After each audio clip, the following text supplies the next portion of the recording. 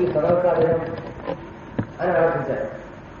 ఆలోచించేటప్పటికి ఆయన చూసి ఏమిటి ఎవరు మీరన్నా, ఎవరు మీరంటే నేను ఇట్లా వేద పండితులం, ఎందుకు వచ్చారన్నా, ఏదో వేదం చదివి దాని గౌరవంతో ఎవరో దక్షిణ ఇస్తే తీసుకుంటానికి వచ్చాం, అయితే చదవండి అన్న. ఆయన మొహంలో ఉండేటువంటి వర్చస్సు కాంతి కానీ ఆయన కళ్ళల్లో ఉండేటువంటి శక్తి కానీ ఎట్లా ఉండేదంటే ఎవరితో నువ్వు ఈ పని ఇలా చెయ్యి అంటే చేయనని ఎవరని ఎవరు కాదు. ఎంత పౌరమత అయినా సరే ముందు చేసి తర్వాత మాట్లాడాల్సింది. ఆయన చూసి చదవండి అయితే అన్నారు వేదం. వెంటనే మంత్రం ఎత్తుకునేందుకు ముందు ఏం చేశారు, నమస్కారం చేయాలి. ఎవరికి చేయాలి? చూస్తూ ఆయన చేస్తారా? చేయరు. చేయకుండా వేదం చదివితే ఆయన డబ్బులు ఇస్తాడా? ఇవ్వడు. మరి ఎంత చేయాలి? ఈయనకి తెలియపోయిందా? ఈ సాహిబ్ గారికి అనుకున్నారు, నేల మీద ఇలా పిడికలు పెడతారు, పెట్టి ఈ భగవంతుని పాదాలకు నమస్కారం చేస్తారు. అట్లా పెట్టి నమస్కారం చేశారంటే నీకు కాదులే పోవయ్యా, మేము నమ్ముకున్నటువంటి శ్రీ మహావిష్ణుమూర్తితో శివుడో ఎవరో ఆయనకి ఇది అనుకుని నమస్కారం చేసుకుని మొదలు పెడితే నలుగురు కలిసి వేదమంత్రం చదవడం మొదలు పెడితే 2 లైన్లు అయిపోగానే మర్చిపోయారు. నలుగురులో ఎవరికీ గుర్తులేదు, వాడికి కూడా. అసలు వేదం మర్చిపోవడం జరగదు. మంచి నిద్రలో ఉండగా లేపెట్ట ఏమిటని అడిగితే తర్వాత రావాలంట, వస్తేనే వేదం వచ్చినట్లు లెక్క. అట్లయితే నలుగురు మర్చిపోయారు. తర్వాత నేనేమిటో గుర్తులేదు. పోనీ ఇంకోటి చదవండి, ఆ మంత్రం మానేసి ఇంకోటి చదవండి. ఆ మంత్రం మొదలు పెడితే ఒక లైన్ అయిపోయంగానే పోయింది. ఇట్లా బాగా 4 సార్లు 5 సార్లు ప్రయత్నం చేయనిచ్చాడు. 4-5 సార్లు వాళ్ళు ఎక్కడ మొదలు పెడితే అక్కడలా మర్చిపోతున్నారు. అప్పుడు వాళ్ళకు మనం వేద పండితులం అయిన సాయిబు గారు ఈ దగ్గర చదివేది ఏంటంటే అహం చచ్చిపోయింది. మనం వేద పండితులు అని చెప్పుకుంటేమే ఏ మంత్రం పూర్తిగా చదవకపోతేమే ఎట్లా కానీ సిగ్గుతో తల ఉంచుకునేటప్పటికీ అప్పుడు వాడు మర్చిపోయిన దాన్ని తర్వాత మంత్రం అందించి ఈ మంత్రం అందుకుని చదవండి. అప్పుడు జ్ఞాపకం వచ్చి మొత్తం మంత్రం అంతా చదివారు. అప్పటితో ఈయన సాయిబు గారు కావాలి అనేటువంటి భ్రమ వాళ్ళకి తొలగిపోయింది. నీ వేదం కూడా వాళ్ళు ఇష్టం వచ్చిన మంత్రం వాళ్ళు ఎత్తుకునే మధ్యలో మర్చిపోతే తర్వాత ఆయన చెప్పి అట్ట చెప్పమంటున్నాను. అన్నిటికంటే ఆశ్చర్యం ఏంటంటే 16 ఏళ్ల పిల్లవాడిగా బయట కనిపించాడు కదా, ఎప్పుడు నేర్చుకున్నాడు ఇవి అని. ఒక అరబీ నేర్చుకుని అర్థం తెలిసి ఖురాన్ చెప్పగలగడం నేర్చుకోవాలంటేనే 10-12 సంవత్సరాలు రావాలి. లేదా వేదం చదువుకుని వేదం అర్థం తెలుసుకోవాలంటేనే 8 సంవత్సరాలు 9 సంవత్సరాలు గురువు దగ్గర నేర్చుకుంటే కానీ ఎక్కడ అడిగితే అక్కడ చెప్పే స్థితి రాదు. ఈ 16 ఏళ్ల వాడు ఎవరి దగ్గర ఉన్నాడు, ఎన్నాళ్ళు నేర్చుకున్నాడు? పైగా నేల కింద గుహలో తపస్సు చేశానంటున్నాడు. తవ్వి చూస్తే గుహ ఉంది. ఎప్పుడు నేర్చుకున్నట్టినా ఏం అర్థం అయ్యేది కాదు. ఇట్లాగే భక్తులు వస్తుంటే దేశంలో అనేక చోట్ల అనేక మంది మహాత్ములు ఉంటారు. ఆ కాలంలో మహారాష్ట్ర దేశంలో చాలా మంది మహాత్ములు ఉన్నారు. నాగపూర్లో ముస్లిం మహాత్ములు ఉండేవారు. నాగపూర్ తాజుద్దీన్ బాబా అనేవారు. చాలా గొప్ప మహిమ. వారిద్దరూ ఒకే టైంలో ఉన్నారన్నమాట. ఆ తాజుద్దీన్ బాబా గారు తమ శిష్యుల్ని, ఒరే మన పెద్దన్న గారి షిరిడీలో ఉన్నారా, ఆయన చాలా గొప్ప అవులియా, ఆయన దగ్గరికి పోయి దర్శనం చేసుకోండి అని చెప్పి షిరిడీ పంపించారు. షిరిడీ నుంచి ఎవరన్నా నాగపూర్ పోతుంటే సాయిబాబా ఏమనేవారు, అక్కడ బంగారం మామిడి చెట్టుందిరా తాజుద్దీన్ని పోయి తీసుకొచ్చుకుంటారా, ఆ ప్రసాదం తెచ్చుకోండి అని. ఈయన షిరిడీ నాగపూర్ పోలేదు, ఆయన ఎప్పుడు షిరిడీ రాలేదు. ఈయన సంగతి ఆయనకి తెలుసు, ఆయన సంగతి నీకు తెలుసు. ఆయన ఏమనేవారు, ఈయన ముస్లిం మహాత్ముడు అనేవారు. కానీ అదే టైంలో పక్కన షోలాపూర్లో అక్కలకోట స్వామి ఉండేవారు. ఆయన దత్తాత్రేయ స్వామి అవతారం, రుద్రాక్షమాల, స్ఫటికమాల, గోచి, నామము అంతా ఉండేది. ఆయన చేసిన లీలలు అంతా కాదు. రాజావారి మదపటేలుగు మరించి ఊరి మీద పడుతుంటే ఈ జాగ్రత్త అంటే ఆయన మర్యాదగా బుద్ధిగా వెళ్ళిపోయింది. మళ్ళా కొండమ్మ ఊరి మీద పడి కరుస్తోందని చెప్పి ఇంగ్లీష్ వాళ్ళు కాల్చి తప్పే దాని ప్రయత్నం చేస్తే దాంతో చెప్పాడు, ఇహ నుంచి నువ్వు ఎవరిని కరవనని చెప్తే నేను వదిలిపిస్తాను. మరి అది ఏం చెప్పిందో ఆయనకి ఏమర్థమైందో తెలియదని వదిలేయించాడు. అది ఎవరిని కలవటం ఏం చేయడం మానేసింది. ఆయన దత్తాత్రేయ స్వామి అవతారం ఆయన చుట్టూ కొంత లక్షల మంది భక్తులు వెళ్ళేవారు. పెద్ద పెద్ద రాజాలు ఆయన కాళ్ళ పాదాల దగ్గర పడి ఉండేవారు. ఆయన ఏం చెప్పేవాడు, నా ఇంకో రూపం అక్కడుందిరా, ఆయన దత్తాత్రేయ స్వామి యొక్క రూపం పొమ్మనేవాడు. ఈయన మహాత్ముడే, ఈయన షిరిడీ సాయిబాబా దత్తాత్రేయ స్వామి అని చెప్పేవాడు. ఆయన ఏమో ఈయన ఔలియా అని చెప్పేవాడు. ఈయన హిందువా ముస్లిం ఇంతకి? అక్కడ ఆయన దొరకలేదు. ఇక భక్తులు వచ్చేవాళ్ళు ఉన్నారు. వీళ్ళ అనుభవాలు 4 ఉదాహరణలు చెప్తాను మీకు. సాయినాథుల్లో ఉన్న గొప్ప విషయం ఏమంటే, ఇప్పుడు మన సమాజంలో మనందరి మధ్యను ఈ కాలంలో దేశంలో ఎన్ని రకాల జబ్బులు మానసికంగా మనకు ఉన్నాయో, నైతికంగా ఉన్నాయో అన్ని జబ్బులకు మందులు ఉన్నాయని దగ్గర. నీ మతం ఏది, నా మతం గొప్ప, ఇందా దానికి రోగానికి సమాధానం ఉంది చూపించాను. ఏ దేవత గొప్ప? శివుడు గొప్ప అంటావా, విష్ణువు గొప్ప అంటావా, రాములు వారు గొప్ప అంటావా, లేకపోతే ఇంకొక ఆయన గొప్ప అంటావా? మన ఉద్దేశం ఏంటంటే రాజకీయ పార్టీ లాగా ఉంటారు వాళ్ళు కూడా అని. వాళ్ళు కాంగ్రెస్ లాగా, వాళ్ళు తెలుగుదేశం లాగా, ఒక జనసంఘ లాగా, వాళ్ళు బీజేపీ లాగా ఇట్లా ఉంటాయి కావచ్చు. దేవతలు కూడా అట్లా ఉంటారు కాదు, వాళ్ళకు కూడా ఆ మాయరోగం ఉంటుంది కావచ్చు మన ఉద్దేశం. వేదాలు ఎంత చెప్పినా ఎవడు విండు. వేదాలు స్పష్టంగా చెప్పే భగవతుడు ఏకం సత్, సత్యమైనటువంటి పరమాత్మ స్వరూపం ఒక్కటే అని చెప్పినవి.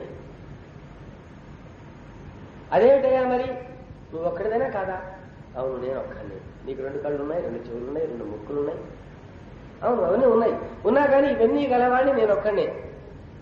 ఇప్పుడు నువ్వు చెప్పే రూపాలన్నీ ఇట్లాంటివి. రాముడు, సుబ్రహ్మణ్య స్వామి, ఆంజనేయ స్వామి, ఇవన్నీ ఉన్నా, వినాయకుడు, ఇవన్నీ ముక్కు, చెవులు, కళ్ళు లాంటివి, అగ్ని, వాయువు, ఇవన్నీ. కానీ ఇవన్నీ తన శరీరంగా కలిగి ఉన్న ఏ ఒక్కడైతే ఉన్నాడో సృష్టి మొత్తానికి ఆయన ఈ పరమాత్మ స్వరూపం, ఆయన ఒక్కడే. అప్పుడు రాముడు విష్ణువు గొప్ప, శివుడు గొప్ప అని తిట్టుకునేవాడు ఏం చేస్తున్నాడు అనమాట? ఒక తండ్రికి 2 కొడుకులు ఉన్నారు. ఒకడి మీద ఒకడు కోపం వచ్చి అమలక్కలు తిట్టుకుంటున్నారు. ఇద్దరు వాళ్ళ నాయనని తిట్టిన వాళ్ళు అవలా? చెప్పండి. ఒక తండ్రి దగ్గరికి 2 కొడుకులు ఉన్నారు. వాళ్ళకి బుద్ధిలే. వాళ్ళ నియమాన్ని తిట్టుకున్నారు.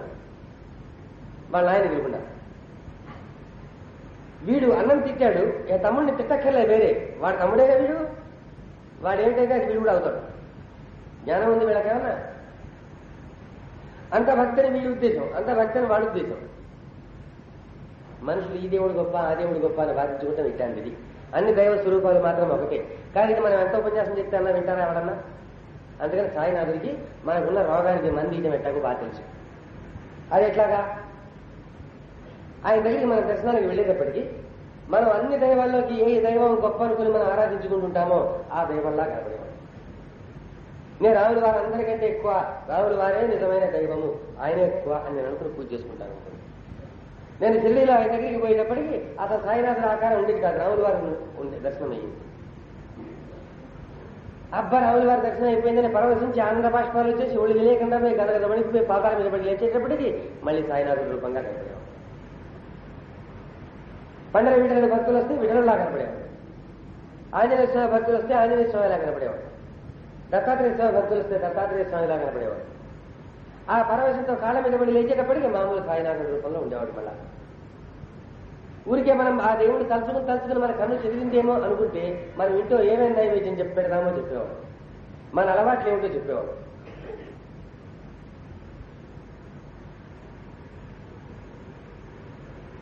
అందుకని అన్ని దేవతా స్వరూపాలు తామే అని సాయినాథుడు నిరూపణ ఇచ్చాడు చక్కగా.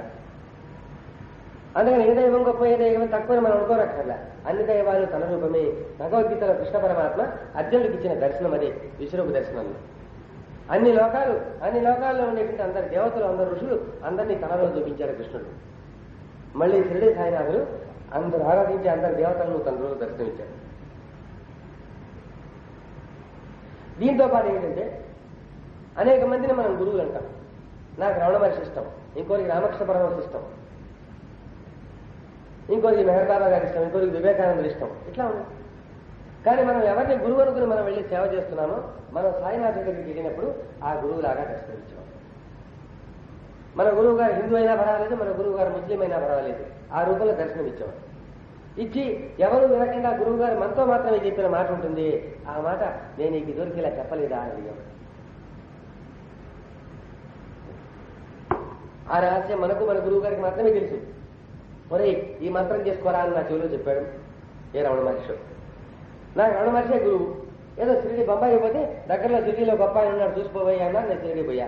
పోగానే రమణ మహర్షిలాగే కనపడేవాడు. అరే ఇదేం చిట్టా కనపడ్డాడు అనుకుని ఆనందంతో కాళ్ళ మీద పడి లేచేటప్పటికీ అప్పుడు ఆయన నా దగ్గర ఏం చెప్పాడో అదే చెప్పేవాడు. ఒరే నేను అప్పుడు చెప్పలేక నువ్వు చేస్తున్నా లేదా నేను చెప్తున్న తర్వాత నువ్వు సరిగా ఎందుకు చేయగలా అని చెప్పేవాడు. ముస్లిం వస్తే ఆ గురువు గారు అతనికి ఖురాన్లో ఏ వాక్యం తీసుకుని జపించుకోమని చెప్పాడో ఆ వాక్యం చెప్పేవాడు. ఎలా ఉండేదంటే ఉదాహరణ, ఒక తండ్రి ఒక భార్య భర్త వెళ్ళారు బాబా దర్శనానికి. ఎందుకు వెళ్ళారు? వాళ్ళ కొడుక్కి మూర్ఛలు, పసిబిడ్డకు మూర్ఛలు. ఎన్ని చికిత్సలు చేసినా తగ్గలేదు కాబట్టి ఆ 2 ఏళ్ల పిల్లవాడిని తీసుకుని బాబా దర్శనానికి వెళ్ళారు. బాబా అన్నారు, ఒరే కొన్నాళ్ళు ఉండరా ఈ ఊళ్ళో. ఓ వారం 10 రోజులు ఉండేటప్పటికి నెమ్మదిగా రోజు రోజు తగ్గుతూ వచ్చి పూర్తిగా తగ్గిపోయినాయి మూర్ఛలు. ఇంకో వారం 10 రోజులు చూసుకుని రావట్లేదు అనుకున్నాక వాళ్ళ ఇంటికి బయలుదేరితే బాబా అన్నారు, ఒరే ఇవి 2 రూపాయలు చెల్లించారు వాళ్ళ చేతికి. 3 రూపాయలు ఇచ్చాడు కాసులు. 3 రూపాయల కాసులు ఇచ్చాడు. ఒరే ఇదివరకు ఒకసారి మీరు వచ్చినప్పుడు మీకు 2 కాసులు ఇచ్చాను, 10 రూపాయల కాసులు పూజలో పెట్టుకోమని. ఇప్పుడు ఇస్తున్న 3 కాసులు కూడా తీసుకెళ్ళి దాంతో కలిపి పూజలో పెట్టుకుని పూజ చేసుకుంటారా, మీకంతా మేలు జరుగుతుంది అన్నాడు. అనేటప్పటికీ ఆ భక్తుడికి ఆశ్చర్యం వేసింది. ఎందుకంటే అతను అతని భార్య స్థితి రావడం అదే జీవితంలో మొదటిసారి. ఆ 2 ఏళ్ల బిడ్డ కలిగి ఉన్నాడు. ఆ బిడ్డకు జబ్బు చేస్తే వచ్చారు. అంతకంటే బాబాకి అంతకుముందు తెలియదు, వాళ్ళు రాలే. కాకపోతే అందరి భక్తులు ఎదుగా పట్టుకుని నేను ఇద్దరికి ఇచ్చానని బాబా అంటే మేము ఎప్పుడు రాలేదు, నువ్వు చెప్పింది తప్పని చెప్పడం బాగుంటుందేమో, అపచారం అవుతుందేమో అనే భయంతో మాట్లాడకుండా ఊరుకున్నారు. ఆ 2 రూపాయలు ప్రసాదంగా తీశారు. ఇంటికి వెళ్ళిన తర్వాత ఆ భక్తులు వాళ్ళ అమ్మని అడిగాడు, ఏమైనా వెళ్ళొచ్చారా, బాబా ఎట్లా ఉన్నాడని వాళ్ళ అమ్మగారు అడిగితే అతను చెప్పాడు, అమ్మ వెళ్ళాము, ఇట్లా కొన్నాడు ఉండమన్నారు, ఉంటే తగ్గిపోయింది. అంతా శక్తిమంతునే బాగుంది, ఆయన సన్నిధిలో ప్రశాంతంగా ఉంది. కానీ మాకు విషయం అర్థం కాలేదు. వచ్చేటప్పుడు ఈ 3 రూపాయలు ఇచ్చి ఇదివరకే నేను మీకు 2 రూపాయలు ఇచ్చాను, దాన్ని పూజలో పెట్టుకున్నారు. ఈ 3 కూడా దాంతో కలిపి పూజలో పెట్టుకోమన్నాడు ఆయన. నీకు తెలుసు కదా, మేము ఎప్పుడు ఆయన దగ్గరికి వెళ్ళాలి, ఇదే వెళ్తామని నీకు తెలుసు కదా. ఆయన ఎందుకు పొరపాటు పడ్డాడు, ఎవరినో చూసి మేము అనుకున్నాడా? మరి అదంటప్పుడు ఆయన మహాత్ముడు ఎట్లా అవుతాడు? ఇది మాత్రం మాకు అర్థం కాలేదు ఎందుకు జరిగిందో అంటే అప్పుడు వాళ్ళ తల్లిగారు ఒక్క నిమిషం ఆలోచించి, అలాగైనా నాకు జ్ఞాపకం వచ్చింది, నువ్వు పసిబిడ్డగా నీ బిడ్డను తీసుకుని, నువ్వు 2 ఏళ్ల బిడ్డను తీసుకుని ఎట్లయితే వెళ్ళావో ఈ దగ్గరికి, అలాగే నువ్వు 2 ఏళ్ల బిడ్డగా ఉండగా నేను మీ నాయనగారు నిన్ను ఎత్తుకొని అక్కలకోటలో ఉన్న అక్కలకోట స్వామి దగ్గరికి వెళ్ళాము. ఇప్పుడు చెప్పిన ఆయన ఆ మదపు దైవని మాటతో మాత్రమే శాసించిన ఆయన. వారి దర్శనానికి వెళ్ళాము. వెళితే అప్పుడు నీకు డబ్బు కాస్త ఆయన దగ్గర తగ్గింది. ఆ తర్వాత సెలవు తీసుకుని మేము ఇంటికి బయలుదేరేటప్పుడు ఆయన 2 రూపాయల కాసులు మీ నాన్నగారికి ఇచ్చారు. దీన్ని పూజలో పెట్టుకుని జాగ్రత్తగా పూజ చేసుకుని నీకు ఎప్పుడు మేలు జరుగుతుందన్నారు. ఆ తర్వాత మీ నాన్నగారు ఆ 2 రూపాయలు పూజలో పెట్టుకుని ఆ కాసులకి పూజ చేస్తూ వచ్చారు. అంతా బాగుంది. కొంతకాలంలో మీ నాన్నగారు చనిపోయిన తర్వాత మాత్రం దాన్ని శ్రద్ధగా పూజ చేసేవాళ్ళు ఎవరు లేక కనిపించకుండా పోయింది. నువ్వు ఆ పెద్ద దగ్గర నుంచి పూజ పట్టించుకోకుండా ఉండిపోయినావు. అందుకని అది ఏమైనా తెలియదు. అప్పుడు ఆయన ఇచ్చాడు కాబట్టి ఆయనే ఇప్పుడు ఈ రూపంలో నేను మళ్ళా ఆయనే నేను చెప్పడం కోసం ఇట్లా ఇచ్చాడు. కాబట్టి ఇప్పటి నుంచే నువ్వు జాగ్రత్తగా పూజ చేసుకోమని. బిడ్డలు డబ్బు దక్కిందనే భక్తి విశ్వాసాలు వచ్చాయి కాబట్టి మూలపడిపోయినటువంటి ఆ పూజ మందిరాన్ని తీసి వదిలిపెట్టి అంతా కడిగి శుభ్రం చేయడం మొదలుపెట్టేటప్పటికీ ఒక పక్కన నిజంగానే 2 వెండి రూపాయల కాసులు అంటుకొని ఉన్నాయి. పసుపు కుంకాలతో అట్ట కట్టిపోయి ఉన్నాయి. ఆ అక్కలకోట స్వామి ఇచ్చినది.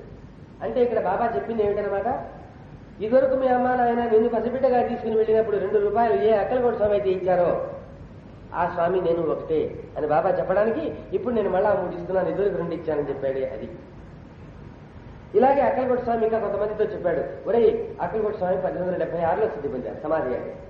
ఆయన సమాధి అయిపోతుంటే భక్తులు కళ్ళనీళ్ళు పెట్టుకుని, స్వామి మీరు సమాధి అయిపోతున్నారు, ఇంకా మా గతి ఏంటి, మాకు దిక్కేవారు, ఇప్పటిదాకా మిమ్మల్ని చూసుకుని ఎన్ని కష్టాలు వచ్చినా మాకు స్వామి ఉన్నాడు చాలనుకున్నాము, ఇప్పుడు మీరు మరుగైపోతున్నారు, మాకు ఎట్లా అంటే ఏం భయం లేదురా, నా ఇంకో రూపం షిరిడీలో ఉంది, అక్కడికి పోయి ఆ సాయిబాబా సేవ చేసుకుంటే నా సేవ చేసినట్టే రాను. ఆ భక్తులు షిరిడీ వస్తే వచ్చినా కానీ పాపం ఆయన వెళ్ళిపోతున్నారనే బాధ ఉందిగా. ఈయన సమాధి అయిపోగానే వాళ్ళు షిరిడీ వచ్చారు.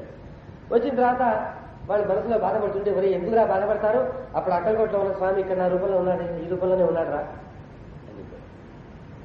ఆయన ఏం చెప్పాడో ఈయన మాట చెప్పేవాడు. మళ్ళా అలా అక్కలకోట స్వామిని శిష్యులుగా గురువుగా చూసుకున్న వాళ్ళకి ఈయన అక్కలకోట స్వామి అని నిరూపించారు. ఇంకొక చిన్న విషయం వివరం చెప్తాను, ఎంతో తమాషాని విషయం చూడండి. ఈయన దగ్గర చదువుకోకుండా ఏమీ తెలియని వాళ్ళు మాత్రమే రాలే. పూనాలో పెద్ద యూనివర్సిటీ ఉంది. ఆ యూనివర్సిటీలో సంస్కృతంలో ప్రొఫెసర్గా ఉన్నాడు ఒక ఆయన. ఎంఏ వాళ్ళకి సంస్కృతం చెప్పేవాడు అనమాట ఆయన. ఆ రోజుల్లో ప్లేగు భయంకరమైన జబ్బులు వచ్చేవి, వేల మంది చచ్చిపోతుండేవారు. అందుకని అట్లాంటి జబ్బు రాగానే ఏం చేసేవారు, కాలేజీలు స్కూళ్లు సెలవులు ఇచ్చి ఊరు వదిలిపెట్టి పోండయ్యా, అందరూ అంటుకుంటూ చచ్చిపోతారని చెప్పేవారు. అప్పుడు ప్లేగు జబ్బు వచ్చినప్పుడు కాలేజీలు మూసేసి యూనివర్సిటీ మూసేసి పోండయ్యా ఊళ్ళు పోయి బొమ్మంటే అప్పుడు ఆ యూనివర్సిటీలో సంస్కృతం ప్రొఫెసర్లో ఉన్నటువంటి బాలకృష్ణ ఉపాసని శాస్త్రి అనే ప్రొఫెసర్ గారు వాళ్ళ అమ్మని తీసుకొని తీర్థయాత్రలకు వెళ్ళాడు. కాశీ వెళ్ళాడు, హరిద్వారం వెళ్ళాడు, ఋషికేశం వెళ్ళాడు. చివరికి ఋషికేశం దగ్గర తపోవనం ఉంది. ఆ తపోవనం దగ్గరికి వెళ్ళిన తర్వాత వాళ్ళ అమ్మగారిని, అమ్మ నువ్వు వంట చేస్తూ ఉండు, నేను వెళ్ళి ఈ క్షేత్రంలో చూడదగినవి ఏమున్నాయో అన్ని చూసుకొని వస్తాను, నిన్ను తీసుకుపోయి గవాల దర్శనం చేసుకొస్తాను. వాళ్ళ అమ్మగారు వంట చేసే లోపల ఇతను బయలుదేరి తపోవనం అంతా తిరుగుతూ అక్కడ తపోవనంలోకి వచ్చేటప్పటికి ఎవరో మంచి కండలికి దృఢంగా ఉన్నాడు ఒక ఆయన సన్యాసి. కౌపీనం గోచి మాత్రమే ఉండింది, ఇంకేమీ లేదు, జడలు జులపాలు ఉన్నాయి. ఇతనికేసి జాగ్రత్తగా చూశాడు ఆయన, ఈ ప్రొఫెసర్ గారికి చూసి, ఏమయ్యా మీరు మహారాష్ట్రలో సట్నా అనే ఊరు కదా అన్నాడు. అవునండి మాది సట్నా అనే ఊరేనండి. అంటే మీ ఇంట్లో పూజ గదిలో ఫలానా పూజ విగ్రహాలు ఉన్నాయి కదా అన్నాడు. అంటే ఉన్నాయండి మా ఇంట్లో అవే ఉన్నాయండి. చాలా గ్రామంలో ఒక రాయి ఉంటుంది, అది కూడా ఫలానా జాతి రాయి కదా మీ ఇంట్లో ఉందన్నాడు. అవునండి. అని తర్వాత ఈయనకి ఇవన్నీ ఎలా తెలుసు, మనం ఏ ఊరు నుంచి వచ్చామో ఎలా తెలుసు, మన ఇంట్లో ఏ పూజ విగ్రహాలు ఉన్నాయి, దేవుడి విగ్రహాలు ఉన్నాయి ఆయనకి ఎలా తెలుసు, ఏ జాతికి చెందిన సాలగ్రామ రాయి ఉంది ఎలా తెలిసింది అని అతను ఆశ్చర్యపోతుంది. అయ్యా తమరు ఎవరిని అడిగాడు. ఎవరిని అడిగితే రేపు చెప్తారే రమ్మన్నారు. సరే అని చెప్పి ఇతని ఇంటికి వచ్చి వాళ్ళ అమ్మగారికి చెప్పాడు. అమ్మ ఇలా వెళితే అక్కడ సాధువు గారు కనిపించాడు, ఇలా జరిగింది, మన ఇంట్లో ఉన్న పూజ విగ్రహాలని చెప్పాడా, ఈయన ఎవరై ఉంటారు అన్నాడు. అంటే వాళ్ళ అమ్మగారు బాగా జ్ఞాపకం తెచ్చుకొని ఈ కథ చాలా జాగ్రత్తగా వినండి, ఏమాత్రం ఏమారినా తర్వాత మీకు అర్థం కాకుండా పోతుంది. అప్పుడు ఆమె చాలా జ్ఞాపకం తెచ్చుకొని చెప్పింది ఆ ప్రొఫెసర్ గారు తల్లిగారు, మా తాతగారికి ఉద్ధవ మహారాజు అనే గురువు గారు ఉండేవారు అని ఆ తల్లి చెబుతోంది. అంటే ఈ ప్రొఫెసర్ గారు ముత్తాత గారికి అనమాట. మా తాతగారికి ఉద్ధవ మహారాజు అని ఒక గురువు గారు ఉండేవాడు మయూరపురం అనే ఊళ్ళో. ఆ గురువు గారు మా తాతగారికి ఇచ్చాడు ఈ పూజ విగ్రహాలన్నీ. అప్పటి నుంచి మా తాతగారి దగ్గర నుంచి మా తండ్రి గారి దగ్గరకు వచ్చింది. మా తండ్రి గారి తర్వాత మా ఇంట్లో పూజ చేసుకునే వాళ్ళు ఎవరు లేకపోయేటప్పుడు మీ నాన్నగారి దగ్గరికి వచ్చింది. అది మనం ఇంట్లో పూజ చేసుకుంటున్నాం. ఆ తాతగారి గురువు గారు ఉన్నాడే మయూరపురం నుంచి ఉద్ధవ మహారాజు గారు, ఆయన కొంతకాలం శిష్యులకు అందరికీ ఉపదేశాలు పూజలు చెప్పిన తర్వాత ఆయన హిమాలయ పర్వతాలకు వెళ్ళిపోయారు. అక్కడి నుంచి మళ్ళీ ఎప్పుడు తిరిగి రాలేదు. కొంతకాలం చూసిన తర్వాత రాకపోయేటప్పటికి భక్తులంతా ఏమనుకున్నారు, ఆయన చనిపోయినాడు, ఎక్కడో ఏ హిమాలయాల్లో చచ్చిపోయి ఉంటాడు, సమాధి అయిపోయి ఉంటాడు, అక్కడ భక్తులు ఎవరో సమాధి కట్టి ఉంటారులే అనుకున్నారు. కానీ కొంతకాలం అయిన తర్వాత వీళ్ళ బంధువులు స్నేహితులు వీళ్లతో పాటు ఆయన దగ్గర ఉపదేశాలు పొందినటువంటి వంశాల వాళ్ళు కొంతమంది ఏం చెప్పడం మొదలెట్టారంటే, మేమంతా యాత్ర కోసం బద్రికాశ్రమం బద్రీ క్షేత్రం పోయినప్పుడు అక్కడ మాకు కనిపించాడు ఆయన అని చెప్పడం మొదలెట్టారు. ఎప్పుడు 50 సంవత్సరాల తర్వాత 70 సంవత్సరాల తర్వాతను ఇదేంటి ఇన్నాళ్ళ తర్వాత ఎట్లా కనపడతాడు ఆయన. కాబట్టి అక్కడ హిమాలయ పర్వతాలకు వెళ్ళిపోయాక ఆయన సమాధి అయిపోలేదు, ఆయన చచ్చిపోలేదు, యోగాభ్యాసం చేసి మరణం లేకుండా ఉండే శరీరం సాధించాడు. ఆయన భక్తులుగా ఉండేవాళ్ళు, ఆయన శిష్యులుగా ఉండేవాళ్ళు, వాళ్ళ బిడ్డలు ఎవరైనా పెడితే వాళ్ళకి ఆయన కనపడుతున్నాడు అని బంధువుల్లో చెప్పుకోవటం మొదలెట్టారు, శిష్యుల్లో చెప్పుకోవటం మొదలెట్టారు. ఇదంతా వచ్చింది వాళ్ళ భక్తి కొద్దీ కథలు చెప్తున్నారు లేనుకునే ఎవరైనా వీళ్ళు. ఇదంతా వాళ్ళ అమ్మగారికి జ్ఞాపకం వచ్చింది. జ్ఞాపకం వచ్చి, నాయన మా తాతగారికి ఉద్ధవ మహారాజు గారు అనే గురువు గారు ఉండేవారు, ఆయన హిమాలయానికి వెళ్ళిపోయి ఇలా అయిపోయారు అని చెప్తారు, ఆయన అయితే అయి ఉండొచ్చు. మా తాతగారి గురువు గారు అనేటువంటి ఉద్ధవ మహారాజు గారే ఇప్పుడు నీకు కనిపించినటువంటి సాధువు గారు అయి ఉండాలి. ఎందుకని మన ఇంట్లో పూజ విగ్రహాలు ఆయనే ఇచ్చాడు, మనది ఎవరు ఆయనకు తెలుసు. కాబట్టి ఈయన అయితే తప్ప ఇవన్నీ చెప్పడానికి వీలు కాదు. ఆయన అక్కడ హిమాలయానికి వెళ్ళిపోయి మరణం లేకుండా ఉండే శరీరం పొందాడని చెబుతున్నారు. ఆయన ఎవరైనా నీకు దర్శనం ఇచ్చాడేమో. అటువంటి గురువుని దర్శనం చేసుకుంటే నా జన్మ ధన్యమవుతుంది, నేను కూడా అవస్థ పడనైనా అంది. మరుసటి రోజు వీళ్ళిద్దరు పోయి పాపం నానా అవస్థ పడకంతా వెతికాడు. ఎంతసేపు వెతికినా ఎవ్వరూ కనపడలేదు అక్కడ ఆ తపవనంలో. చివరికి తిరిగి తల్లిగారి కాళ్ళు బాగా పోట్లు పుట్టిపోయి రావు, నాయన నా అదృష్టం బాగాలేదు, నా ప్రాప్తి లేనట్టుంది, ఇంకా నేను నడవలేను, నా ఓపిక అయిపోయింది, నేను వెళ్ళిపోతాను, నువ్వు మాత్రం కాసేపు ఇంకా ప్రయత్నం చేసి కనపడితే మాత్రం నా నమస్కారం కూడా చెప్పుకురా, వాళ్ళ దర్శనం చాలా కష్టం అని చెప్పి ఆమె వెళ్ళింది. ఆమె వెళ్ళిన నిమిషం 2 నిమిషాలకి సాధువు గారు వచ్చాడు. నేను నీకు చెప్తానా నేనెవరినో, మీ అమ్మని ఎందుకు తీసుకొచ్చావు, నీకు వేరే మీ అమ్మ మీ బాబు నీ మమకారం నీ ప్రేమ అదంతా వేరే సంగతి, మేము ఆశీర్వదించడం మేము అనుగ్రహించడం ఉంది ఎవడి పుణ్యం వాడికి, కాబట్టి నువ్వు ఇట్లా ఎప్పుడు చేయకూడదు. సరే అట్లాగే ఎప్పుడు చేయనున్నాడు. అయిన తర్వాత ఆ మాట ఈ మాట మాట్లాడిన తర్వాత, అయ్యా తమరెవరు, మా ఇంట్లో విగ్రహాల సంగతి మీకు ఎలా తెలిసిందని అడిగితే ఆయన చెప్పాడు, ఇక్కడ జాగ్రత్తగా వినండి, మీ అమ్మగారు ఉన్నారు, మీ అమ్మగారి తాత వాళ్ళ గురువు పేరు ఉద్ధవ మహారాజు, ఆ ఉద్ధవ మహారాజు గారి తాత ఉన్నాడే ఆయనకు నేనే ఇచ్చాను ఆ విగ్రహాలు. అంటే ఈ మాట్లాడుతున్న సాధువు గారి వయసు ఎంత ఉండాలో ఆలోచించండి. ఈ ప్రొఫెసర్ గారు ఉన్నాడు, ప్రొఫెసర్ గారు వాళ్ళ అమ్మ ఉన్నది, వాళ్ళ అమ్మకి తాతగారు ఉన్నాడు, ఆ తాతగారికి ఉద్ధవ మహారాజు గారు అనే గురువు అప్పట్లో ఉన్నాడు. ఆ ఉద్ధవ మహారాజు గారు తాతగారుట ఇప్పుడు కనపడి మాట్లాడుతున్న సాధువు గారి శిష్యుడుట.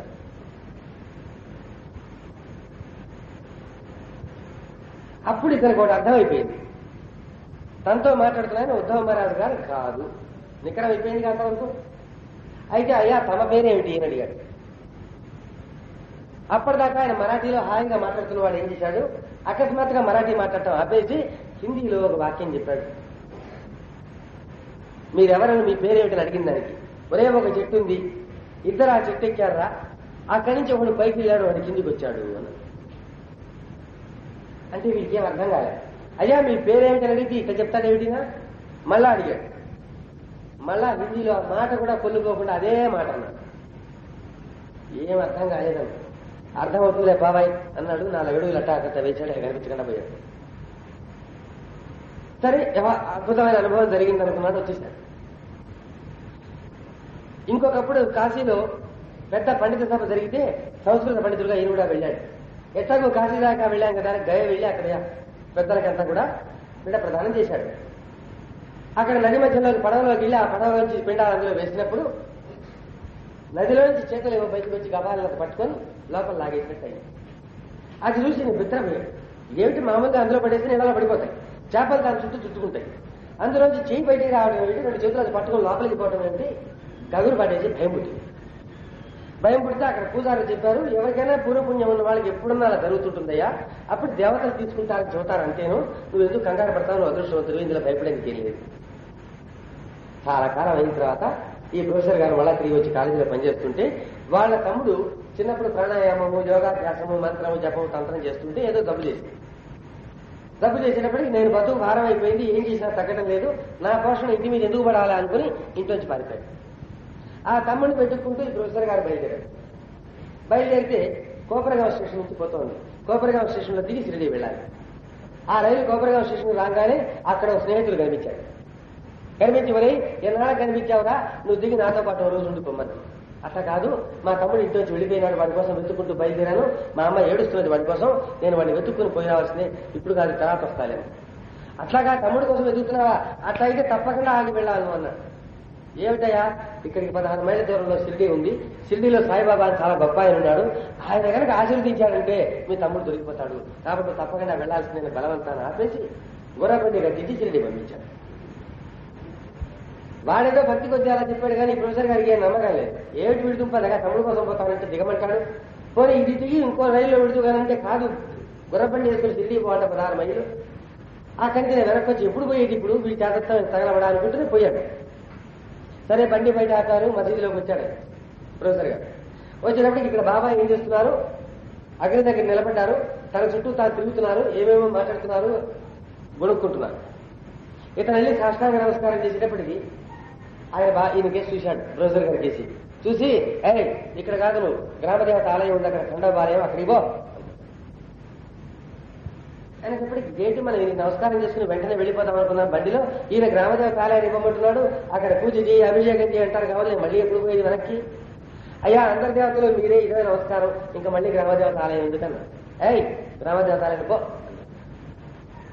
అనేటప్పటికీ ఓహో ఈయనేదో ఏకాంతంగా ఎవరు చూడకుండా ఉన్నప్పుడు మంత్రాలు చదువుకునేది, యోగాభ్యాసం ఇలాంటివి ఏమో చేసుకుంటున్నాడు కాబోలు, మనకు తెలియక లోపలికి వచ్చేసాము, అందుకని బయటికి పొమ్మంటాం కోసం అని ఇక్కడ పొమ్మన్నాడు కాబోలు, 1 నిమిషం ఆగి మళ్ళా వెళదామని అక్కడ బయట తిరుగుతున్నాడు. తిరగగానే మామూలుగా ఎవరైనా స్వామి దగ్గరికి వెళ్ళినప్పుడు అందరూ అడుగుతారు, నీకేం చెప్పాడు అని. అట్లాగే ఇతని దగ్గర కూడా వచ్చి ఏమయ్యా నీకేం చెప్పాడు రైబాబా అన్న. ఏం చెప్పాడు, గ్రామదేవత ఆలయాన్ని బొమ్మన్నాడు. మరి పోకూడదు అన్న. కాదయ్య బాబు, మా తమ్ముడు కనిపించగా నేను వెతుక్కుంటానే బయలుదేరితే ఆ చాకస్తుడు నన్ను అక్కడి నుంచి దింపి రైల్లో ఎక్కడికి పంపించాడు, ఏదో దండం పెట్టుకుని మళ్ళీ బండికి పోదామంటే ఈయనేమో గ్రామదేవత ఆలయం అంటాడు. అంటే అప్పుడు ఆ ఊళ్ళో వాళ్ళు చెప్పారు, కాదయ్యా రామదేవత ఆలయంలోకి కొత్తగా ఒక సాధువు వచ్చినాడు, ఆయనకి ఏమైనా నమస్కారం చేసుకుని బొమ్మని చెప్పాడేమో, ఇక్కడి నుంచి ఎంత ఒక ఫర్లాంగ్ కంటే లేదు, అది నమస్కారం చేసి వచ్చి రాదా ఇక్కడ తిరగకపోతే అన్న. సరే అది బాగానే ఉందిలేమనుకుని పోయేటప్పుడు ఈ తమ్ముడు కూర్చున్నాడు అక్కడ. ఏ తమ్ముడు కోసం అయితే వెతుకుతూనే బయలుదేరాడో ఆ తమ్ముడు కూర్చొని ఉన్నాడు అక్కడ. ఓ రిందుపదగా ఇక్కడున్నావు ఏమిట్రా అన్నాడు. అంటే ఇంటి వచ్చి నేను పారిపోయిన తర్వాత ఎంతో మంది మన దగ్గర వైద్యుల దగ్గరికి పోతే కాలేదు, అప్పుడు ఒక యోగి చెప్పాడు, నీ దుప్పదగా ఎవరు గురువు లేకుండా నీ అంతకు నువ్వు యోగాభ్యాసం చేస్తుండగా దెబ్బతినది వ్యవహారం. అందుకని గొప్ప యోగి దగ్గర మాత్రం ఇంకెవరి దగ్గర తగ్గదన్నారు. అందుకని యోగుల చుట్టూ తిరుగుతుంటే వాళ్ళంతా నీకు షిరిడి సాయిబాబా ఒక్కడే తీగలడు, నువ్వు మా స్థాయి నుంచి పైకి పోయావు, నేను మేము రక్షించలేము, నీకు షిరిడి సాయిబాబా రక్షిస్తాడని చెప్పారు వాళ్ళంతా. కొంతకాలం పాటు ఆయన ముసల్మాను, నేను ఇంత జాగ్రత్తగా సద్బ్రాహ్మణ కుటుంబంలో పుట్టి నేను విష్ణుసహస్రనామం చదువుకుని శివ పంచాక్షరి జపం చేసుకుని నేనెందుకు పోతాను ఆ సాయిబు గారి దగ్గరికి అనుకుని తప్పించు తిరిగాను. ఎంతమంది దగ్గరికి పోయినా తగ్గలేదు. ఎట్టగా అంటే నువ్వు ఆయన దగ్గరికి పోతే కానీ తగ్గదన్నారు. ఆ బాధ భరించలేక షిరిడి వచ్చాను. షిరిడి వచ్చినప్పటికి ఒరేయ్ నా నోరు ఉండరా ఇక్కడ అన్నట్టు ఆయన అనేటప్పటికి ఉండిపోయాడు. ఈయన నోరు విప్పి నాకు ఈ జబ్బని చెప్పలేదు, బాధని చెప్పలేదు, ఆయన తగ్గిపోతుందని చెప్పలేదు. దండం పెట్టగానే ఉండరా 4 రోజులు అన్నాడు. 4 రోజులు ఉండేటప్పటికి 2వ రోజు తగ్గి, 3వ రోజుకి ఇంకొంచెం తగ్గి, 4వ రోజుకి అసలు జబ్బే లేకుండా పోయిన తర్వాత ఎందుకు జబ్బు తగ్గిందిగా 2 రోజులు చూశాడు, మళ్ళీ రాలే. ఇంటికి పోతాను బాబా దగ్గరికి పోయి, ఒరే నువ్వు ఇంటికి పోవడానికి వీలు కాదు, అసలు ఇంటికే పోవద్దు, పోయావంటే 8వ రోజుకు నువ్వు ఇక్కడికి రావాలా అని చెప్పాట బాబా ఆ కుర్రాడు. అతను అట్లా నేను ఇంటి నుంచి పారిపోయి వచ్చి 4 నెలలు అయిపోయింది. అప్పట్లో బాల్య వివాహాలు చేసేవారు, ఇక్కడికి వివాహం అయింది. అందుకని నా తల్లి మా భార్య అందరూ నా కోసం ఏడుస్తుంటారు. 2 నెలలు 3 నెలలు ఇంటి పట్టుకుని తిరిగిన తర్వాత ఇప్పుడు నేనెట్లా వస్తాను, రాను, 8 రోజుల్లో రాను, ఇప్పుడు ఉండను అని చెప్పాట. అసలే సాయి గారి ఇంటి దగ్గర ఎందుకు ఉండాలని బాధలో ఉన్నాడు. తగ్గిందిగా అసలు వింటాడు అన్నమాట. అందుకని ఇంటికి బయలుదేరాడు. అప్పుడు బాబా అన్నట్టు ఒరే నీ చేతైంది నువ్వు చేసుకో, నా చేతైంది నేను చేసుకుంటాను. అదే బయలుదేరి వెళ్ళాడు. నడిచాడు. ఎక్కడ నడిచాడు, ఏం నడిచాడో మానవుడు. 7 రోజులు అయిపోయిన 8వ రోజున 16వ మైళ్ళలో ఉన్న కోపరిగా చేరాడు. ఒకటే రోడ్డు ఉంటుంది, అసలు పొరపాటు పడి పక్కన గంటకి వీలు ఉంటుంది, ఒకటే రోడ్డు ఉంటుంది. మరి ఆ రోడ్డులో 8 రోజులు ఎక్కడ నడిచాడో తెలియదు. 8వ రోజు తెల్లారంటే కోపరిగా చేరాడు. అక్కడ గోదావరిలో స్నానం చేసి ఆలయంలో ప్రసాదం పెట్టి తినేసి అక్కడ పడి నిద్రపోతుంటే ఎవరో భక్తులు బండి కట్టుకొని షిరిడి పెడుతున్నారు. మొట్టమొదటిసారి షిరిడి పెడుతున్నారు. అందుకని అక్కడ గోదావరిలో స్నానం చేసుకుని ఆ పూజారి గారి దగ్గర తీర్థం తీసుకుని, అయ్యా మేము మొదటిసారిగా షిరిడి పెడుతున్నాం, మాకు తెలియదు, షిరిడి పరిచయం ఉన్న వాళ్ళని ఎవరన్నా ఒక్క మనిషిని మాకు తోడు పంపించండి అంటే అదనన్నాడు. ఇక్కడ నాకు తెలిసిన వాళ్ళు ఎవరు లేరు, ఇప్పుడు నేను ఒక్కనే ఉన్న ఆలయం వదిలిపెట్టి ఎట్ట వచ్చేది, ఈ పొద్దున్నే వచ్చి ప్రసాదం తిని వీడి పని నిద్రపోతున్నాడు ఇక్కడ, వీడు షిరిడి నుంచే వచ్చాడు, వీడిని తీసుకుపోయాడు ఈ కురాన్ని చూపించు. వాళ్ళు లేపి ఏమయ్యా షిరిడి పోదాన్ని రమ్మన్నారు. అతను బాబాతో పంతం పడి వచ్చాడు, నేను ఉండను, 8వ రోజుకు రాను, పంతం పెట్టొచ్చాడుగా. అతను నాకు బాబాతోను బాధ వచ్చిందా, పట్టింపు పంతం వచ్చింది, నేను షిరిడి రాను. ఇక నీకు పంతం వస్తే మాకు షిరిడి చూపించడానికి ఏమయ్యా, ఓ పని చేద్దాం, ఆయన ఎదురుకుండా రాబోకు, నువ్వు రానుకోనే మేము గుర్రబడి మాట్లాడతాం, అక్కడికి వెళ్ళంగానే మేము దిగిపోతాం, అది మసీదు ఇట్లా తిరిగి ఇట్లా వెళ్ళండి అని చెప్పు, ఆ బండిలో వచ్చి చేయండి, అట్లయితే వస్తాం. ఆ బండి వచ్చింది, ఊరు బయట ఆపారు. అది ఎత్తుగా కనబడుతున్నాయి 2 స్తంభాలు లాంటివి, ఆ 2నే అదే మసీదు. ఇట్లా బోన్లే చెబుతున్నాడు ఇది బండిలో కూర్చొని అదిగిన వాళ్ళకి. ఇది వెనకాల నుంచి తోపులో నుంచి షిరిడి సాయిబాబా వచ్చారు, వచ్చి గుర్రం కళ్ళెం పట్టుకున్నారు. రే ఏమిట్రా చెబుతున్నావు అన్నారు. తిరిగి చూస్తే ఈయన ఎన్నాళ్ళ ఇంద్రాలు పోయి ఇక్కడి నుంచి అన్నారు. 1 2 3 8వ రోజు. ఇవాళ 8వ రోజు అయ్యా అన్నాడు. 7 సార్లు ఇంటిగా ఎక్కడికి పో, ఇక్కడ గ్రామదేవత ఆలయంలో కూర్చోపో అన్నాడు. ఎప్పుడైతే ఆ మాట అన్నాడో ఈయనకి అసలు ఇంటికి పోవాలనే భావమే ఎగిరిపోయింది, అసలు ఆలోచన అయిపోయింది. మాట్లాడకుండా పోయి ఆ గ్రామదేవత ఆలయంలో కూర్చున్నాడు. అతని కోసం వెతుక్కుంటూ బయలుదేరిన అన్నగారి ఇక్కడికి చేరాడు. అన్నగారు ఇక్కడికి వచ్చి ఒరే గ్రామదేవతకు పోరా అని ఎందుకు చెప్పాడు, నువ్వు ఎవరి కోసం అయితే వెతుక్కుంటున్నావో ఆ తమ్ముడు అక్కడ ఉన్నాడు, వాడిని నువ్వు చూసుకొస్తే నీ మనసు స్థిమితం అవుతుంది, అప్పుడు నేనేమిటో నీకు తెలుస్తుంది.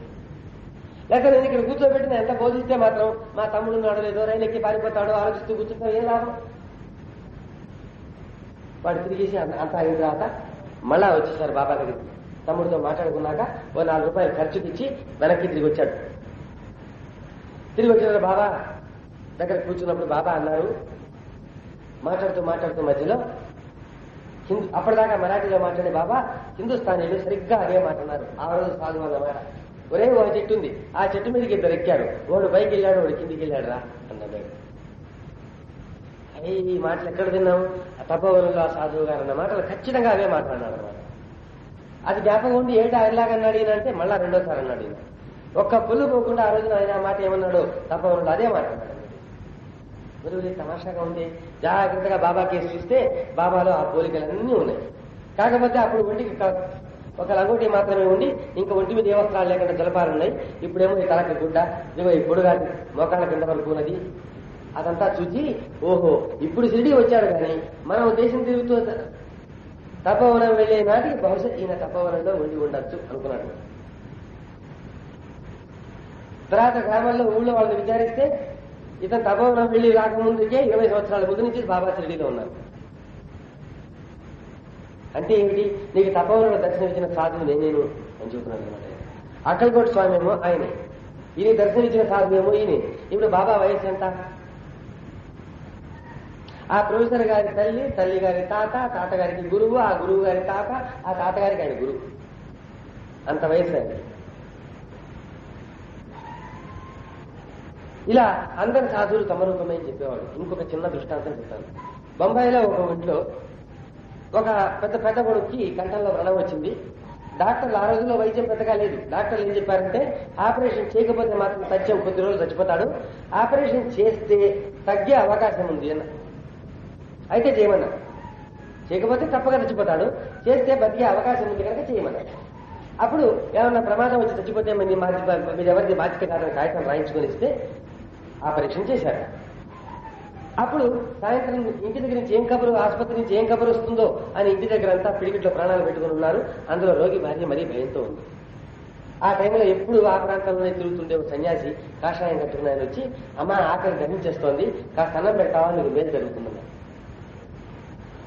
అనేటప్పటికీ పాప భర్తకి ఏమవుతుందని భయంలో ఉందిగా, ఏ నోట్లో ఏ వాక్కు పలుకుతుందో అయ్యే స్వామి అన్నం పెడతాను కూర్చోండి, నీ వాక్కు తల వలన మా ఆయన తగ్గుతాడేమో నా భయం ఆశ, స్వామి కూర్చోండి అని చెప్పి గబ గబ గబ కూర వండేసి రొట్టెలు తీసుకొచ్చి కూర వేడివేడిగా కూర పెట్టారు. వాళ్ళు రొట్టెలు కూర తింటారు అన్నం కదా. అది తీసుకొచ్చి పెట్టేటప్పటికి ఆయన ఉన్నాడు, మాకు ఈ కూర అక్కర్లేదు, బెండకాయ కూర ఉంటే కావాలి.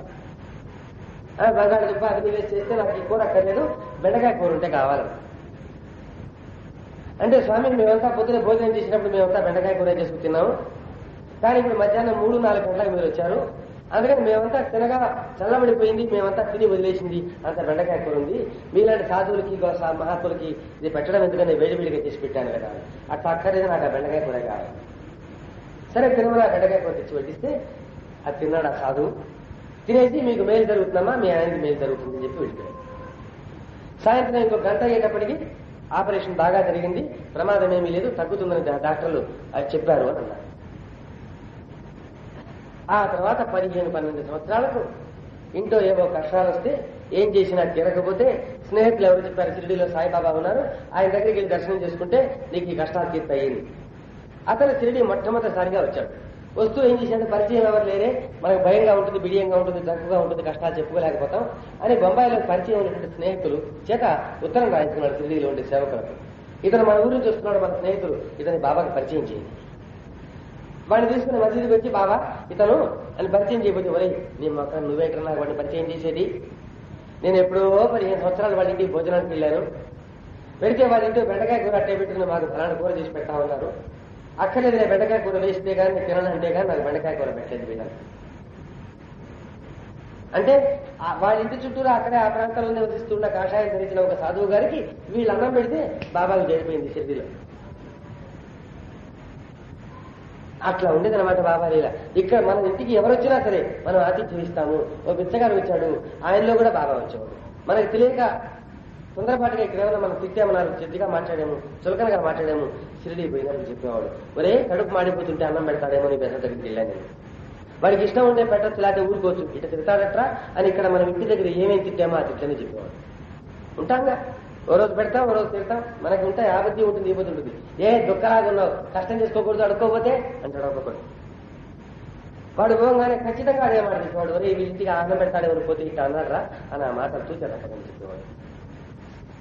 ఇంటి దగ్గర నైవేద్యం పెట్టడం మర్చిపోతే షిరిడీలో కూర్చుని, ఒరే ఇప్పుడు పలానా వాళ్ళ ఇంటికి వెళ్ళాను, ఏం పెట్టలేదు, ఆకలితో తిరిగి వచ్చారు, వాళ్ళ ఇంట్లో విచారిస్తే ఆ రోజు నైవేద్యం పెట్టడం మర్చిపోయి ఉండేవాడు. ఈ రీతిగా సకల దేవతలు ఆయన రూపాలు, అన్ని మతాలు ఆయనవి, అందరి దేవతలు ఆయన రూపం, ఎందరు మహనీయులు ఉన్నారో వాళ్ళందరూ ఆయన రూపం, ఇంకా ఎన్ని జీవులు ఉన్నాయో అవన్నీ ఆయన రూపం. ఇలా దర్శనమిచ్చిన వాళ్ళ గురించి ఎప్పుడన్నా విన్నారా ఎక్కడన్నా? ఆయనకు తెలియని విషయమే లేదనమాట. ఇంత చిన్న విషయం, అంత పెద్ద విషయం అనేది లేదు. ఎన్ని తెలుసంటే గోడ మీద బలి కూసిందో రోజు, ఈయన ఎక్కువ మాట్లాడకుండా చాలా తక్కువ మాట్లాడేవాడు. ఓ భక్తులకి ఏం పొద్దుపోగా ఇంచేత ఎట్టగన్నా మాట్లాడించాలి, ఏమి శకునం అయ్యా అని అడిగాడు. బాబా అన్నాడు, శకునం ఏమిట్రా నిమ్మకం, ఔరంగాబాద్ నుంచి వాళ్ళ చెల్లెలు వస్తుంది ఆనందిస్తుందిరా అన్నాడు. చరిత్రలు కొడుతున్నాడు. ఔరంగాబాద్ 150 మైళ్ళు షిరిడికి. ఔరంగాబాద్ నుంచి మనిషి బల్లి రావడం ఏమిటి, ఈ బల్లి తెలిసి సంతోషించడం ఏమిటి, ఏమిటి నిట్టా మాట్లాడతాడు, అర్థం లేదను. మండు వేసవి మధ్యాహ్నం 3-4 అయ్యేటప్పటికి ఊళ్ళోకి గుర్రం మీద ఎవరో మనిషి వచ్చాడు. వాడికి ఆ గుర్రం కట్టేసుకోవడానికి ఎక్కడా చోటు దొరక్క మసీదు ముంగిట పెద్ద షెడ్ ఉంది, అందులో తీసుకొచ్చి గుర్రాన్ని కట్టేశాడు. బాగా పరిగెత్తి బాగా అలిసి ఆకలిగా ఉంది కాబోలు ఉలవలు తీసుకొని ఆ ఉలవలు సంచి చేతిలో పెట్టుకుని అదంతా బాగు చేస్తూ మసీదు బాగా మెట్ల మీద కూర్చొని బాబాతో మాట్లాడుతున్నాడు. ఎవరయా ఇది అది ఇది అని మాట్లాడుకుంటా పెద్ద భక్తులతో మాట్లాడుతున్నాడు. మాట్లాడుతూ ఉలవలంతా బాగు చేస్తున్నాడు. బాగు చేసిన తర్వాత ఆ ఉలవల సంచిలో పెట్టి దాన్ని మూతికి కట్టాలి. ఆ సంచిలో పోయడం కోసం ఆ సంచి దుమ్ము దులిపేటప్పటికి సంచిలోంచి బల్లి కింద పడింది. ఈ బల్లి కింద పడే వాళ్ళకి అంతకుముందు కూర్చున్న బల్లి చరచరా కిందికి వచ్చింది. ఈ 2 బల్లిలో కిందకైతే మంటూ రాసుకుంటూ పూసుకుంటూ పైకి పోతున్నాయి. బాబా అన్నారు, అంతకుముందు ఈ బల్లికి శకునం ఏంటని అడిగిన వాడిని తట్టి మరీ చూసావట్రా, నేను చెప్పలేం దాకా ఔరంగాబాద్ నుంచి వాడి సోదరు వస్తుంది, అందుకని ఆనందిస్తుంది, చూడరా అప్పటి నేను ఎంత సంతోషంగా ఆడుకుంటున్నాను. అప్పుడు ఏంటి ఇందాక ఎప్పుడు వాడితే ఆ ముక్క చెప్పాడు, ఈ నిత్య చెప్పాడని బయట గుర్రం మీద వచ్చిన వాడి దగ్గరికి వెళ్ళి నువ్వు ఎక్కడి నుంచి వస్తున్నావయ్యా అని అడిగాడు. నేను ఔరంగాబాద్ నుంచి వస్తున్నాను. ఔరంగాబాద్ నుంచి బయలుదేరి తిరిగి రావడానికి 2 గంటలకు తక్కువ లేకుండా 3 గంటలు 4 గంటలు తక్కువ లేకుండా పడుతుంది గుర్రం. అలాంటిది ఔరంగాబాద్ నుంచి గుర్రం వస్తుందని నేను గట్ట తెలుసు. ఆ గుర్రాన్ని తీసుకొచ్చి మసీదు వాకిట్లోనే కట్టేస్తారని నేను గట్ట తెలుసు. ఆ గుర్రానికి అక్కడ పచ్చిగడ్డి కాకుండా ఉలవలే పెడతారని ఎట్ట తెలుసు. ఆ ఉలవల సంచి బయటికి తీసుకుపోయి తొలపకుండా మసీదులోనే దొరుకుతారని ఎట్ట తెలుసు. అందులో ఉన్న బల్లి ఇక్కడ పడి 2 ఆడుకుంటాయని ఎట్ట తెలుసు. అంత తెలుసు అని రోజు చీకటిలో వచ్చి భక్తులు సేవ చేసుకుపోయే భక్తులు వస్తుంటే, ఒరే రేపు సాయంత్రం వచ్చేటప్పుడు మాత్రం లాంతర్ తెచ్చుకోరా, నువ్వు వస్తుంటే ఆ చెట్టు ఉంది, ఆ చెట్టు దగ్గర పాము కనపడుతుంది, మళ్ళీ ఇటు మలుపు తిరుగుతుంటే వాళ్ళ ఇల్లులే ఆ ఇంటి దగ్గర పాము కనపడుతుంది. ఎప్పుడు మా లాంతర్ లేకుండా తిరిగేవాళ్ళు బాబా చెప్పాడు కదా వాళ్ళ లాంతర్ తీసుకొస్తుంటే ఖచ్చితంగా ఆ చెట్టు దగ్గరికి వచ్చేటప్పుడు నాగుపాము పోతుంది అడ్డంగా. మళ్ళా అక్కడ దిగొచ్చి ఆ మలుపు తిరిగేటప్పటికి వాళ్ళ ఇంటి దగ్గర నాగుపాము పోతుంది. అంటే ఏ పాము ఏ రోజున ఎన్ని గంటలకు ఎక్కడి నుంచి పోతుందో అని తెలుసు. అది ఆయన జీవితం. అలా జీవించి ఏం చెప్పాము, అందరి మహనీయులు ఆయన రూపం, అందరి దేవతలు ఆయన రూపం, అన్ని మతాలు ఆయనవి, అన్ని జీవులు ఆయన రూపము. ఆయనకి తెలియంది ఈ విశ్వంలో ఏమీ లేదు. సమాధి అయ్యే ముందు 1918లో విజయదశమి నాడు ముందు సమాధి అయ్యే ముందు చెప్పారన్నమాట, ఒరే ఈ శరీరం సమాధి అయిపోగానే ఈ నేను సాయిబాబా మన అనుగ్రహించాలని మీరు అనుకుంటారు కాబోలు, సూర్యచంద్రాదులంత వరకు ఈ లీల ఇలాగే జరుగుతుంది. ఇక్కడ ఢిల్లీలో కదలకుండా ఉంటూనే ఎక్కడో కష్టంలో ఉండే భక్తులకి వేరే రూపంలో కనిపించి వాడిని అక్కడ రక్షించేవాడు, నేను ఇక్కడ రక్షించానని చెప్పేవాడు. అలాగే ఇప్పటికి కూడా 1918 నుంచి ఇప్పటిదాకా 70 సంవత్సరాలు సుమారు అవుతున్నది. ఈ 70 సంవత్సరాల్లో వేరు దేశాల వాళ్లకు వేరు మతాల వాళ్ళకు మళ్లీ శరీరంతో దర్శనమిచ్చి ఆశీర్వించిన సందర్భాలు ఉన్నాయి. విదేశాల వాళ్ళకి కనిపించిన సందర్భాలు ఉన్నాయి శరీరంతో. కాకపోతే వాళ్ళందరి అనుభవంలో ఉన్న సమాచారం ఏమిటంటే, కనిపించిన కాసేపు బుర్ర పనిచేయదు. కొన్ని 100 మంది 1000 మందిని తీసుకుంటే వాళ్లకు జ్ఞాపకం వచ్చి నమస్కారం చేసిన వాళ్ళు 2 ఉన్నారంతే. ఆ కాసేపు బుర్ర పని చేయకుండా ఉండి ఆయన అట్లా నడిచి అట్లా వెళ్ళేటప్పటికి అప్పుడు జ్ఞాపకం వస్తుంది, ఏమిటి ఈయన లాగున్నాడు అని పోయి చూస్తే ఎవరు ఉండడం. అలా సమాధి అయిపోయిన తర్వాత శరీరంతో దర్శనమిచ్చిన సందర్భాలు కొన్ని వేరు. అట్లా కాక ప్రార్థించుకుంటే కష్టం తీరేందుకు అవన్నీ ఉన్నాయి. ఇది సాయినాథుని యొక్క జీవితం. ఈ 60 సంవత్సరాలు ఇక్కడ జరుగుతుంటే ఎంతమందిలో భక్తులు వచ్చేవారు. ఆ వాళ్ళంతా వచ్చినప్పుడల్లా వాళ్ళు ఎక్కడెక్కడ ఎంత మొక్కులే కొట్టారో అవన్నీ అడిగేవాడు. ఒరే 50 రూపాయలు అనేవాడు, 250 రూపాయలు అనేవాడు. 2 రూపాయలకి బస్తా బియ్యం వచ్చే రోజుల్లో.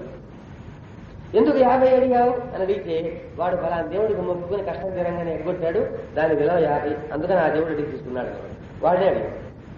పక్కవాడు మళ్ళీ నేను 2 రూపాయలు ఇస్తాను అక్కడ బా, నేను అడుగుతున్న పక్కని నీ డబ్బులు నాకెందుకు, నాకేం పెళ్ళామా నా పిల్ల పోవాలి.